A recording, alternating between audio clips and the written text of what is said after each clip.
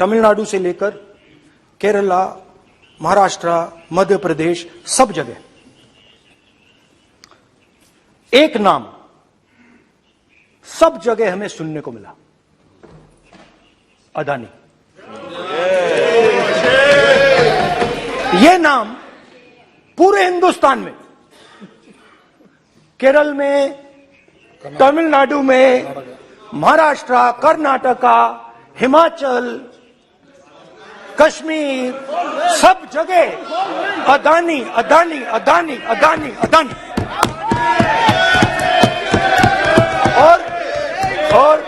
और ये नाम नहीं, और इस नाम के बारे में जब लोग बोलते थे मुझसे तो 2-3 सवाल पूछते थे। ये पूछते थे कि ये जो अदानी जी हैं, ये किसी भी बिजनेस में घुस जाता है, ये सफलता प्राप्त कर जाता है, ये कभी फेल नहीं होता। और युवाओं ने मुझसे यह सवाल पूछा कि भाई ये हो क्या रहा है, हम भी सीखना चाहते हैं। मोदी जी ने कहा स्टार्टअप करो, हम भी अदानी जी जैसे बनना चाहते हैं। तो भैया किसी भी बिजनेस में घुस जाओ और एकदम सक्सेस हो जाए। यह पहला सवाल था। दूसरा सवाल था कि ये अदानी जी हैं, ये किसी भी बिजनेस में घुस जाते हैं। पहले ये 1-2 बिजनेस करते थे, अब ये 8-10 सेक्टर्स में काम करते हैं। Airports, data centres, cement, solar energy, wind energy, aerospace and defence, consumer finance, renewables, media. तो उन्होंने मुझसे पूछा कि राहुल जी, हाँ वेट करो, बेटे हाँ, धन्यवाद। पोर्ट्स की बात भी थी। ये भी सवाल पूछा कि भैया एक बात बताइए, राहुल जी बताइए हमें कि अदानी जी का जो नेटवर्थ है वो 3 साल के अंदर, नहीं सॉरी 2014 से लेकर 2022 तक ये $8 बिलियन से $140 बिलियन कैसे हो गया? कैसे हुआ? मोदी ये 2014 में अगर आप दुनिया की, मुस्कुरा रहे हैं आप, बीजेपी में है ना आप, तो ये लिस्ट आती है, एक लिस्ट आती है दुनिया के सबसे अमीर लोगों की। इस पे ये 609 नंबर पे थे 14 में। 609 पीछे बिल्कुल। पता नहीं जादू हुआ, दूसरे नंबर पे पहुंच गए। मोदी है तो मुमकिन है।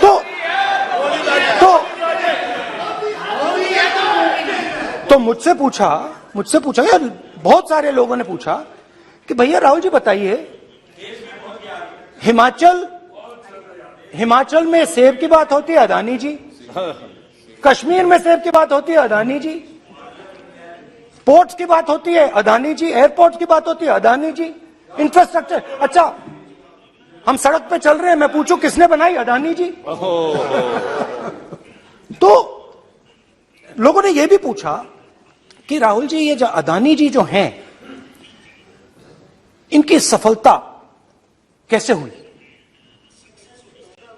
ये इतने बिजनेसेस में कैसे घुस गए, इतनी सफलता कैसे प्राप्त हुई, और सबसे जरूरी सवाल, इनका हिंदुस्तान के प्रधानमंत्री के साथ क्या रिश्ता है और कैसा रिश्ता है, देश जानना चाहता है। तो देश जानना चाहता है। ये देखिए रिश्ता, ये देख लीजिए प्लीज। पोस्टर माननीय सदस्य, पब्लिक में सर, माननीय सदस्य पोस्टर प्लीज, पोस्टर नहीं है सर। देखिए आप बैठिए, एक मिनट बैठिए। आप पोस्टरबाजी करेंगे तो इधर कहेंगे राजस्थान के मुख्यमंत्री का पोस्टर चिपकाएंगे। पोस्टरबाजी के लिए सदन नहीं है। आप बात करें, पोस्टरबाजी नहीं। स्पीकर सर, आप वरिष्ठ सदस्य हैं, स्पीकर सर, तो पोस्टरबाजी उचित नहीं है। स्पीकर सर, पोस्टरबाजी उचित स्पीकर नहीं है, सर। प्लीज। राजस्थान के मुख्यमंत्री, ये सच्चाई है। This picture was came into the media. चलिए, पोस्टर नहीं, प्लीज। वो लिख के दे दो मुझे। हाँ, जस्ट राइट इट नीटली। तो नहीं स्पीकर सर, वो फोटो है सर, वो पोस्टर नहीं है। आप वरिष्ठ सदस्य हैं, प्राइम मिनिस्टर की पोस्टर और फोटो है फोटो सर, उसके नियम में बहुत नहीं है। उनका आप अच्छा चेहरा सदन ने दिख रहा नियम है। बनाया है। उनके वहां पे उनके पीछे अदानी का लोगो है, अदानी जी के हवाई जहाज में घुस रहे हैं। तो मैंने सोचा कि आज के प्रेसिडेंट्स एड्रेस में मैं थोड़ा जो नरेंद्र मोदी जी का और अदानी जी का रिश्ता है उसके बारे में आपको थोड़ा बता देता हूं। प्लीज प्लीज बताइए बताइए। तो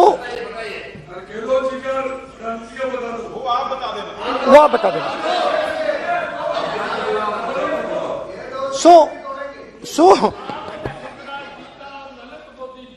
So the relationship begins many years ago when Narendra Modi ji was the Chief Minister of Gujarat.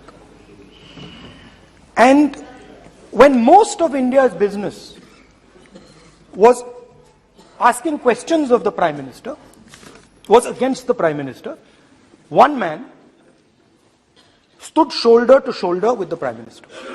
He didn't back down. That's commendable. It's not a joke. He was loyal to the Prime Minister. And what did he do? He helped Mr. Modi construct the idea of resurgent Gujarat. Right? The idea that you bring these businessmen together, and you call it resurgent Gujarat, vibrant Gujarat, they're both. And he was the backbone in setting up that group of people. Okay? And the result of that was tremendous growth of his businesses in Gujarat. Expansion of his businesses. I think then the real magic starts. जब प्रधानमंत्री जी दिल्ली आते हैं और 2014 में असली जादू शुरू होता है। मैंने कहा कि 2014 में वो 609 नंबर पे थे, कुछ ही सालों में वो दूसरे नंबर पे पहुंच गए। कैसे पहुंचे? मैं आपको, बहुत सारी इंडस्ट्रीज में काम करते हैं, मैं आपको 2-3 इंडस्ट्रीज का उदाहरण दे देता हूं। एयरपोर्ट इंडस्ट्री की बात, एयरपोर्ट्स की बात करते हैं।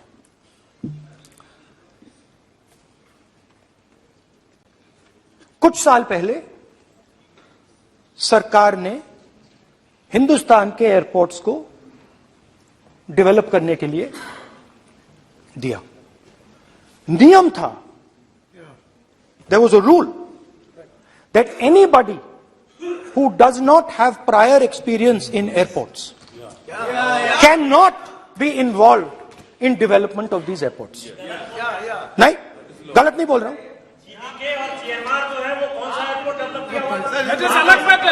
आप बैठ जाइए।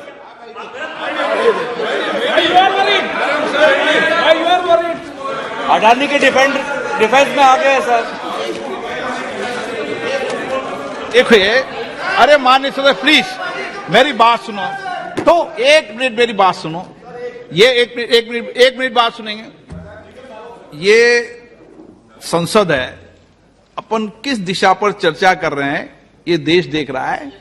हमें राष्ट्रपति अभिभाषण पर चर्चा करें तो उचित रहे। बाकी आपकी इच्छा है, स्वतंत्र अभिव्यक्ति है, मेरा मानना ये है। तो अपन एक विषय पर ओके, तो आपको तो रूल था, नियम था।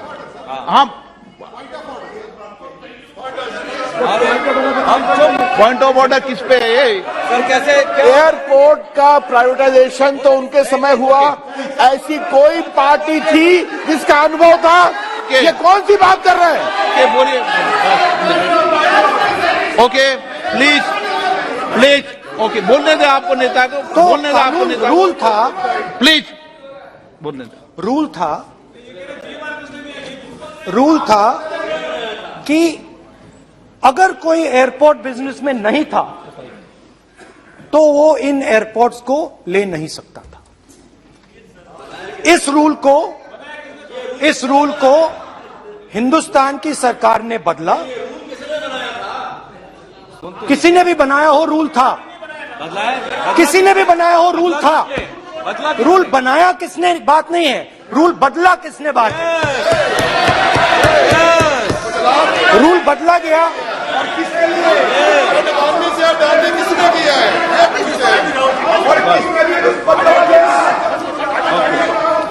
रूल बदला गया।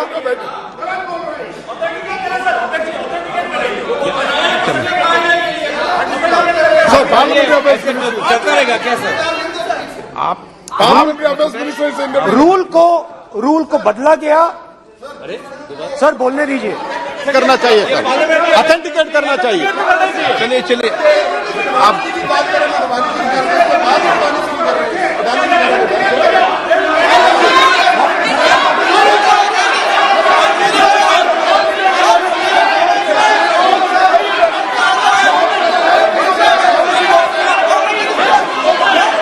रूल बदला गया सर, स्पीकर सर।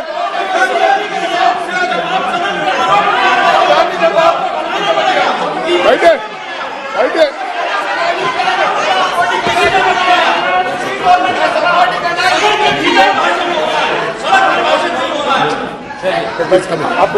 तो ये रूल बदला गया। उस समय मीडिया में इसके बारे में चर्चा हुई थी। रूल बदला गया और अदानी जी को 6 एयरपोर्ट्स दिए गए। उसके बाद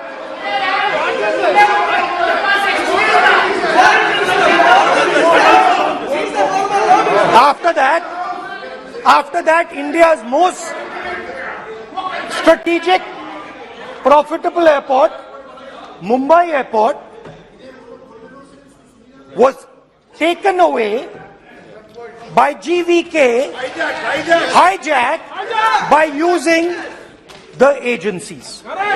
The agencies को CBI, ED का प्रयोग कर GVK पर दबाव डालकर हिंदुस्तान की सरकार ने उस एयरपोर्ट को अदानी जी के हाथों में कर दिया। रिजल्ट क्या आया? रिजल्ट आया कि एयरपोर्ट्स में आज अदानी जी 24% हिंदुस्तान की एयर ट्रैफिक को अपने एयरपोर्ट से निकालते हैं और 31% एयर फ्रेट उनके एयरपोर्ट्स में से निकलता है।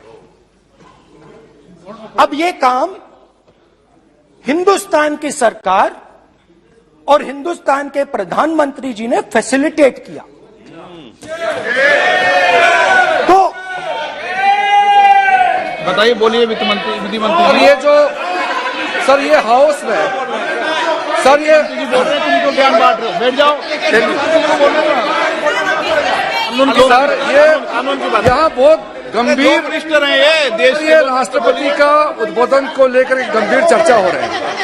जो भी मेंबर कुछ भी बात करे विद फुल रिस्पॉन्सिबिलिटी ऑथेंटिकेट करें। और ये वाइल्ड एलिगेशन अपना एक सोच के आया है, बिना तर्क के ऐसे वाइल्ड एलिगेशन लगा रहे, ये कोई मतलब नहीं है सर। ये ऐसा नहीं बोल सकते और वो सर तर्क रखना पड़ेगा। अगर एलिगेशन लगा रहे हैं तो आपको पूरा डॉक्यूमेंट प्रूफ के साथ आपको रखना पड़ेगा। दे देंगे आप ऐसे बातें नहीं दे देंगे और ये गंभीरता को समझिए। ये डॉक्यूमेंट्री प्रूफ दे देंगे। अब आपने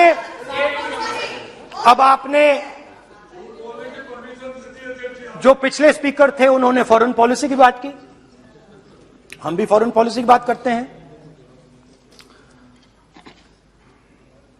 चलिए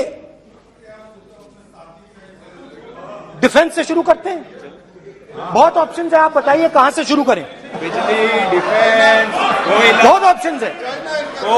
defence, let us start with defence.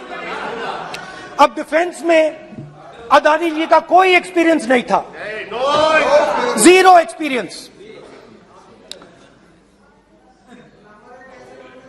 कल मैंने प्रधानमंत्री को एचएएल में देखा, प्रधानमंत्री जी ने कहा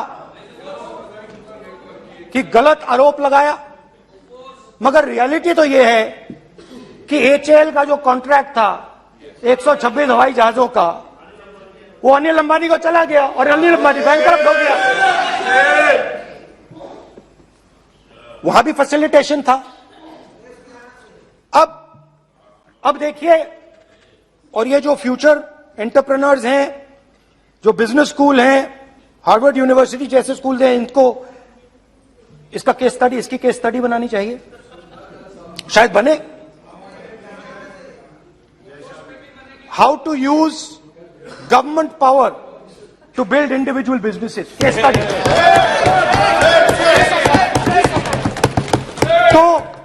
तो अब देखिए, अदानी जी की डिफेंस में इंटरेस्ट देखिए।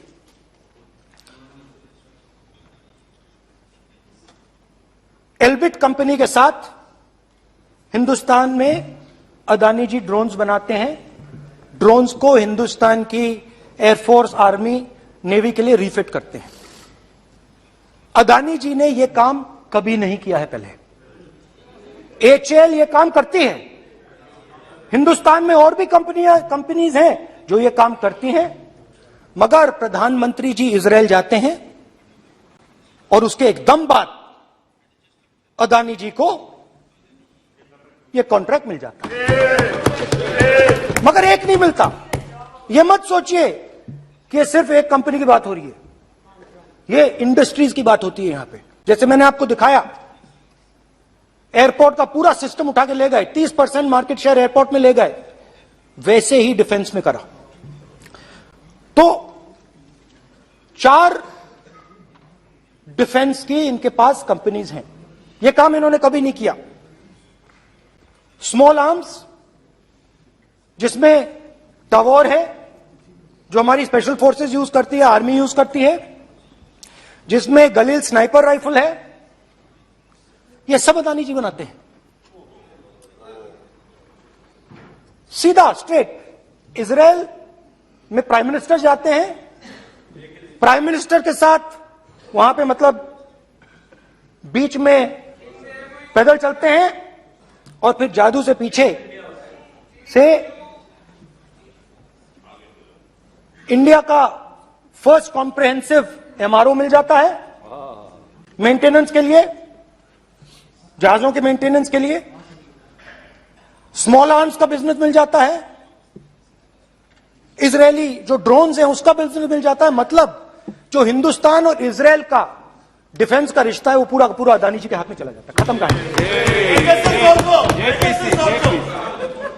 हाँ, उसमें पेगासस भी है, तो पता नहीं वहां से क्या मतलब पेगासस कैसे आया, क्या हुआ, किसने दिया। अच्छा, एक और बड़ी इंटरेस्टिंग चीज है, एक कंपनी है अल्फा डिफेंस, जो डिफेंस इलेक्ट्रॉनिक्स का काम करती है, एवियोनिक्स का काम करती है, और बहुत स्ट्रेटेजिक कंपनी है, वो भी अदानी जी के हवाले कर दी गई, अदानी जी ने एक्वायर कर लिया। तो आपने देखा कि एयरपोर्ट्स का बिजनेस 30% मार्केट शेयर, हिंदुस्तान और इजरायल का जो वेपन्स का बिजनेस है 90% उठा के ले गए। एक विजिट फॉरेन पॉलिसी, ये है फॉरेन पॉलिसी। चलिए, अब मैंने आपको इजरायल की बात बताई, ऑस्ट्रेलिया चलते हैं। कोयला, ऑस्ट्रेलिया चलिए। ऑस्ट्रेलिया में अदानी जी जाके क्यों, ऑस्ट्रेलिया में प्रधानमंत्री जाते हैं, आप बोलिए। सर, स्पीकर सर, प्रधानमंत्री जी ऑस्ट्रेलिया जाते हैं और जादू से State Bank of India $1 billion loan Adani ji को ऑफर करता है। सर इसका भी डॉक्यूमेंट जरूरी है क्या, बताओ। मोदी जी, आपका सरकार की पास है। Sadyr please. उसके बाद मैं उदाहरण दे रहा हूं, पूरी दुनिया में मोदी जी जाते हैं, घूमते हैं, तो मैं बता देता हूं क्या होता है वहां पे। बांग्लादेश में गए, हाँ काम पे ही जा रहे हैं, वही तो बोल रहा हूं, काम पे जा रहे हैं। बांग्लादेश जाते हैं, मोदी जी की पहली ट्रिप होती है बांग्लादेश में। वहां पे बांग्लादेश को इलेक्ट्रिसिटी बेचने का डिसीजन लिया जाता है। कुछ ही दिन बाद बांग्लादेश पावर डेवलपमेंट बोर्ड 25 साल का कॉन्ट्रैक्ट अदानी जी के साथ साइन कर देता है।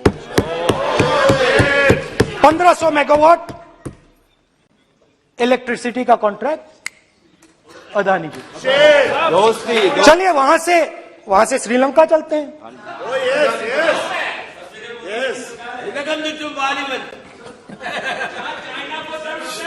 जून 2022 में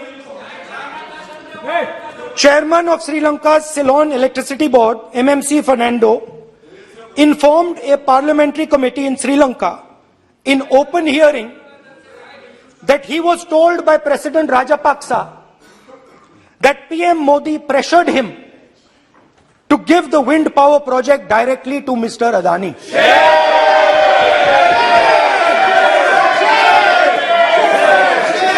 मतलब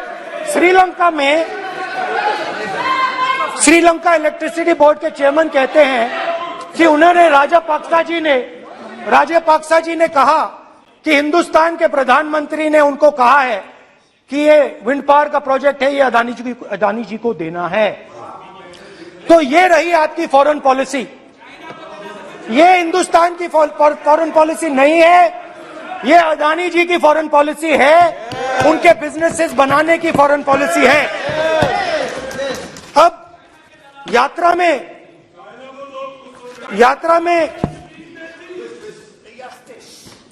में मुझसे 2-3 और सवाल पूछे गए। यात्रा में लोगों ने मुझसे पूछा, राहुल जी ये जो LIC कंपनी है इसका पैसा अदानी जी की मदद करने के लिए क्यों डाला जा रहा है? उन्होंने यह भी पूछा कि अदानी जी के जो शेयर्स हैं बड़े वोलेटाइल हैं, उसमें LIC का पैसा क्यों डाला जा रहा है? तो मेरा कहना है कि एक सेकंड, मेरा कहना है कि अदानी जी की मदद प्रधानमंत्री जी और हिंदुस्तान की सरकार कैसे करती है? हजारों करोड़ रुपए हिंदुस्तान के public sector banks Adani ji को मिलता है। 27,000 करोड़ रुपए SBI, PNB 7,000 crore, bank of Baroda 5,500 crore, ये मैं लिस्ट चलती जाएगी। LIC का एक्सपोजर 36,000 करोड़ रुपए, 3 crore SBI and other PSU bank holders. So money is going to Mr. Adani and to finance.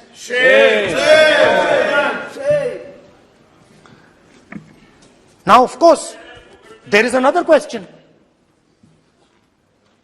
तो मदद कैसे हो रही है? हिंदुस्तान के पब्लिक सेक्टर बैंक्स का पैसा, LIC का पैसा नरेंद्र मोदी जी, अदानी जी को दिया जा रहा है। अगर कोई सामने खड़ा हो जाता है, जैसे जीवी के लोग खड़े हुए, ED, CBI एजेंसीज आ जाती हैं, उनको परे कर देती हैं।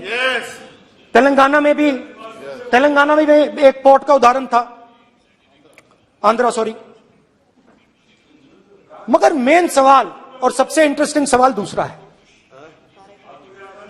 कुछ दिन पहले ये हिंडनबर्ग रिपोर्ट आई, उसमें लिखा था कि अदानी जी की हिंदुस्तान के बाहर शेल कंपनीज हैं। ये जो शेल कंपनीज हैं, सबसे पहला सवाल है ये हैं किसकी? ये किसकी है मॉरिशस में जो शेल कंपनीज हैं?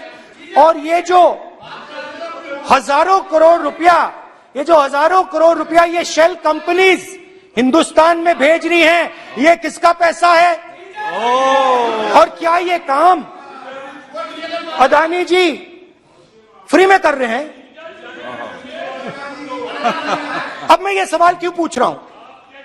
क्योंकि अदानी जी स्ट्रेटेजिक बिजनेसेस में काम करते हैं। अदानी जी हिंदुस्तान के पोर्ट्स को डोमिनेट करते हैं। अदानी जी हिंदुस्तान के एयरपोर्ट्स को डोमिनेट करते हैं।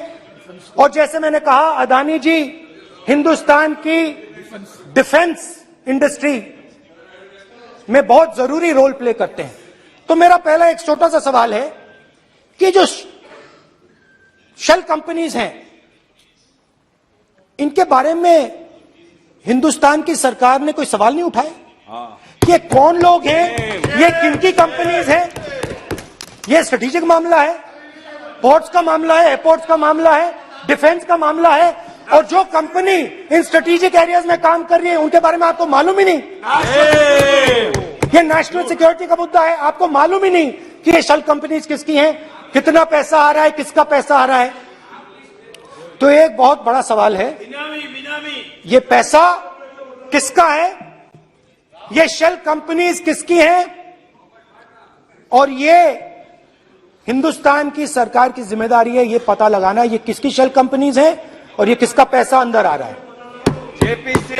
JPC, we want JPC, we want JPC.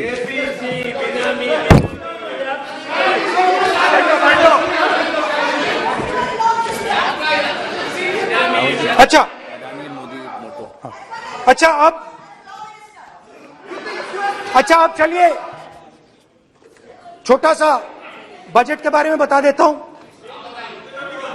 2022 में अदानी जी अनाउंस करते हैं कि वो $50 बिलियन इन्वेस्ट करेंगे to build the world's largest green hydrogen ecosystem. और इस बजट में बीजेपी की सरकार निर्मला सीतारमण जी कहती हैं हम ग्रीन हाइड्रोजन के लिए बहुत ह्यूज इंसेंटिव्स देंगे। 19,700 करोड़ रुपए हम ग्रीन हाइड्रोजन के लिए देंगे, मतलब अदानी जी को देंगे। जुगलबंदी बजट में अदानी जी के लिए 50 नए airport, coastal shipping, horticulture, grain storage, ये सब काम आप कर रहे हैं। तो मेरे सिर्फ कल प्रधानमंत्री जी आज कल भाषण देंगे, मेरे उनसे 2-3 छोटे से सवाल हैं। मेरा प्रधानमंत्री जी से 2-3 सवाल हैं।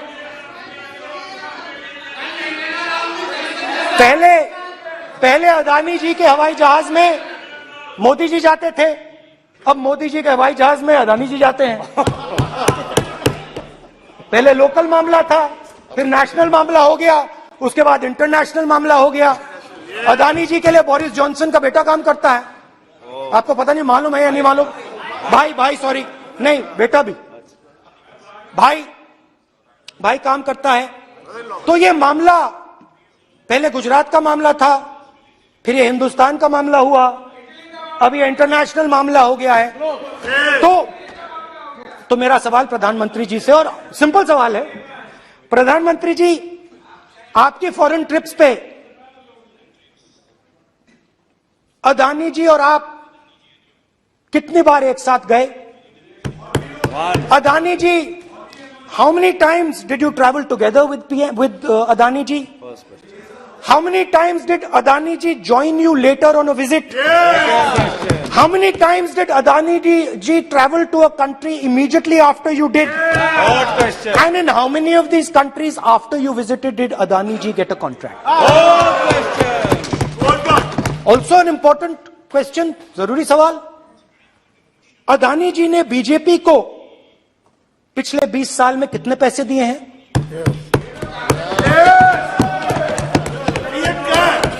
इलेक्टोरल बॉन्ड्स में कितना पैसा दिया है?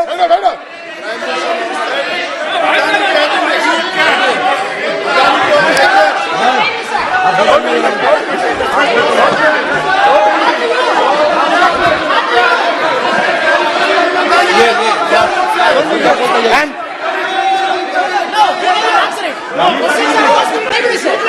questions are posed to Prime Minister, please. Sir, खत्म करने दीजिए सर. Concluding. Sir, concluding. और बहुत सुंदर तरीके से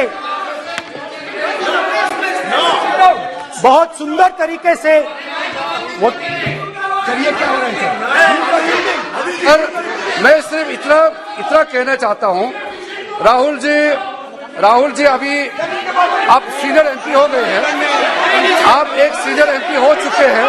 हम लोग एक्सपेक्ट करते हैं कि इस सदन का सदस्य होने के नाते जो भी बातें आप करेंगे गंभीरता से आप बात करेंगे। बाहर आप जो भी भाषण देते हैं हम लोग उसको रोक नहीं सकते हैं।